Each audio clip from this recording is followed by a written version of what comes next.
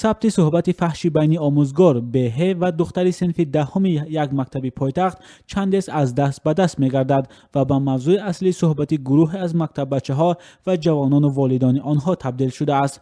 ظاهراً این نوار در آغاز سال نو تحصیل ثبت شده است و طی یک ماه اخیر مقامات این مکتب و خوانندگان و آموزگاران را مورد تفتیش قرار دادند. از صحبت چنین برداشت می شود که خواننده به آموزگار که نام هر دو هم در ثبت آورده شده است با هم رابطه جنسی داشتند، اما یک منبع از وزارت امور داخلی گفت تحقیق نوار هیچ حالت جنایت را آشکار نکرد و بنابر نسبت آموزگار یگان مجازات پیش بینی نشده است. برخی از خوانندگان این مکتب که آموزگار و خواننده اش قهرمان این ثبت صدای هستند میگویند بعد از این حادثه دختران صنف بالای مکتب را از تشخیص بکارت گذراندند و پیوسته با شرکت والدان در رابطه با اخلاق دختران جلسه ها برپا می شود.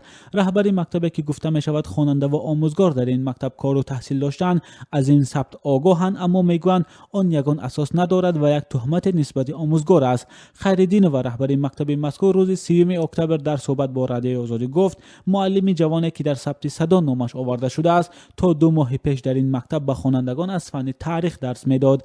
رهبر مکتب سبب مشخصی از کار رفتن معلم جوان را نگفت، تنها اضافه کرد که این ثبت کیم کدوم کس هم وای کرده است، تهمت کرده است معلم بیچاره را. نه اومدن دیدن همش سنجیدن و معلم خودش هم میلیسا کار کردنی دست بس کرده رفت.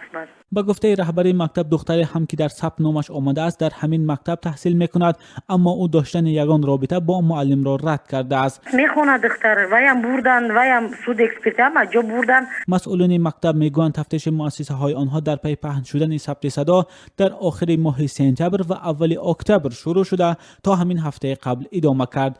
یک منبع از وزارت امور داخلی که از این حادثه آگاه است و با دو جانب صحبت کرده است در صحبت با رادیو آزادی گفت آنها در پی آوازه شدن مناسبت آموزگار با خواننده به تفتیش آن پرداختند، اما نتیجه تشخیص و تحقیق معین کرده است که دختر الکی بالغ است و از جانب آموزگار هم طور در ثبت آمده است با خواننده دست درازی نشده است.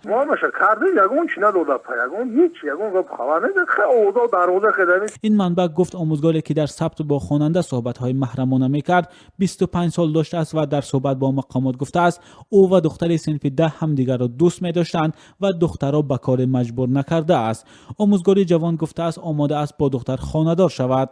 با گفته مقامات دختر توسط تلفن کدام همصنفش با آموزگار صحبت کرده و این صدا هم در تلفن ثبت و پهن شده است. اما در هر صورت با گفته این منبع حالا تمام معلومات راجع به این قضیه برای تصمیم تکراری به دادستانی ارسال شده است. حالا با گفته رهبریت مکتب دختری که گویا با آموزگار جوان رابطه داشته است تحصیلش را ادامه می‌دهد، اما برخی از خوانندگان مکتب میگویند دختر بعد داغدار شدن نامش با ثبت صدایی به مکتب نمی‌رود.